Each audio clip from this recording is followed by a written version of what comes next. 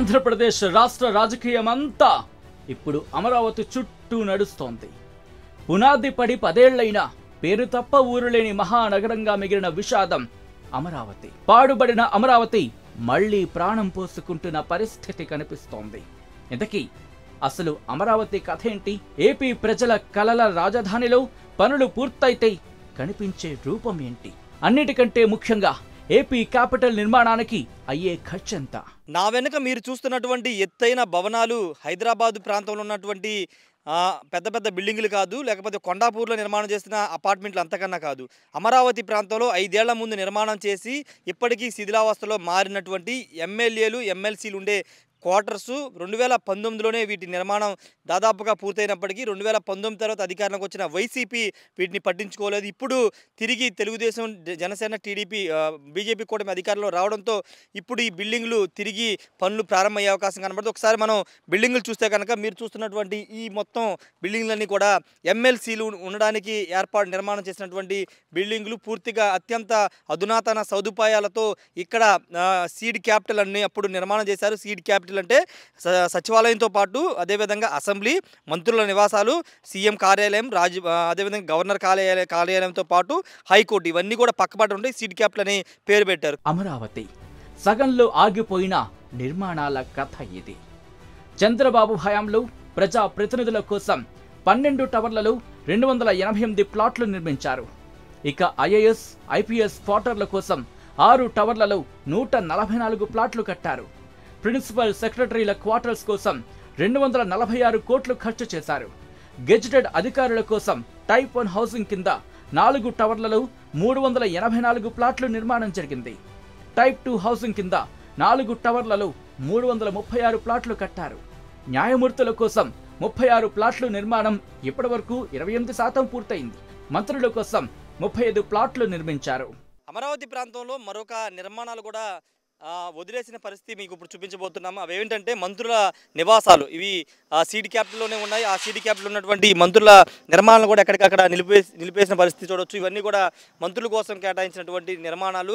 దాదాపు ఇవి కూడా నిర్మాణ పనులు ప్రారంభమయ్యాయి. కొన్ని క్వార్టర్స్ కూడా దాదాపుగా చివరి దశకు వచ్చిన సమయంలో వీటిని కూడా నిలుపుదల చేశారు. ఇక్కడ పశువులను కాసుకుంటున్న పరిస్థితి, పశువులన్నీ కూడా ఇక్కడికి వచ్చి గడ్డి మీద తినడానికి వస్తున్న పరిస్థితి ఉందంటే ఎంత దయనీయమైన పరిస్థితి ఉందో మనం అర్థం చేసుకోవాలి. ఎందుకంటే సీడ్ క్యాపిటల్ ప్రాంతంలో మంత్రులు, ఎమ్మెల్యేలు, అధికారులు అందరూ ఉండడానికి ఈ విధంగా క్వార్టర్స్ అని నిర్మాణం చేశారు. చేసిన నేపథ్యంలోనే వీటికి సంబంధించిన పనులన్నీ కూడా ఆగిపోయి, ఇది మీరు చూస్తున్నట్టు ఇదంతా కూడా ఒక మినిస్టర్ ఉండడానికి సంబంధించినటువంటి క్వార్టర్స్.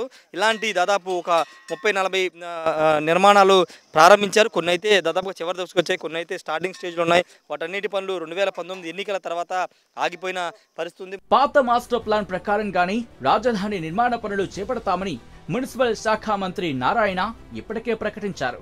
మాస్టర్ ప్లాన్ ప్రకారం అమరావతి రాజధాని ప్రాంతం మొత్తం విస్తీర్ణం 8,603 చదరపు కిలోమీటర్లు. అందులో రాజధాని నగరం 217 చదరపు కిలోమీటర్ల మేర ఉండాలనేది మాస్టర్ ప్లాన్. అందులోనూ కోర్ క్యాపిటల్ 17 చదరపు కిలోమీటర్ల పరిధిలో నిర్మించాలనేది టార్గెట్. రాజధాని ఎలా ఉండాలి, ఎక్కడ ఏ భవనం కట్టాలో కూడా పక్కాగా ప్లాన్ గీసింది అప్పటి చంద్రబాబు ప్రభుత్వం. దీనికోసం మొత్తం 54,000 ఎకరాల భూమిని సేకరించింది. ఇందులో ప్రభుత్వ భూములు కూడా ఉన్నాయి. ప్రభుత్వ భూములు కాక 29,881 మంది రైతులు అమరావతి కోసం ల్యాండ్ పూలింగ్ ద్వారా 33,000 ఎకరాల భూముల్ని ఇచ్చారు.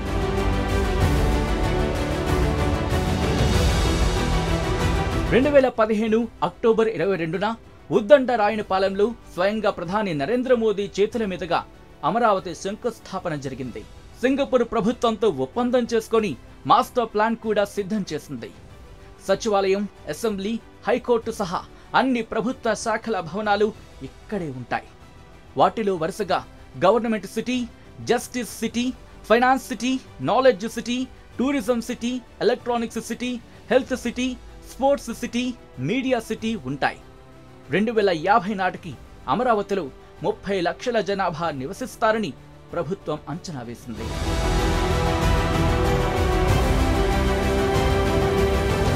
అమరావతిలో రాజధాని నిర్మాణం కోసం చంద్రబాబు సర్కార్ 9,165 కోట్లు ఖర్చు చేసింది.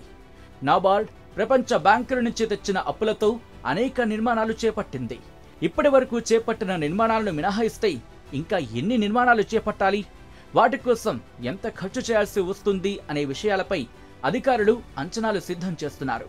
గత అంచనాలకు ఇప్పటి అంచనాలకు పోల్చి ఎంత మేరకు పెరిగాయనే విషయాలపై అధికారులు నివేదికలు తయారు చేస్తున్నారు. ఎన్డీఏలో చంద్రబాబు కీలక భాగస్వామి. ఇది అమరావతికి కలిసొచ్చే అంశం అంటున్నారు రాజకీయ విశ్లేషకులు. 2014లో చంద్రబాబు ఎన్డీఏ భాగస్వామిగా ఉన్నా అప్పట్లో బీజేపీకి సొంతంగా మెజారిటీ ఉంది. కానీ ప్రస్తుతం టీడీపీ ఎంపీల బలం బీజేపీకి అవసరం. ఇది అమరావతికి నిధులను తెచ్చిపెట్టేందుకు చంద్రబాబుకు కలిసొస్తుంది. రాజధాని నిర్మాణానికి దాదాపు 1,00,000 కోట్ల రూపాయల ఖర్చు అవుతుందనేది 2015లో నాటి చంద్రబాబు ప్రభుత్వం వేసిన అంచనా. ఇప్పుడు ఆ అంచనా మరింత పెరుగుతుంది. ఈ నేపథ్యంలో అమరావతి నిర్మాణానికి ఎంత ఖర్చు అవుతుంది, ఎప్పటికి పూర్తవుతుందనేది ఉత్కంఠ రేపుతోంది.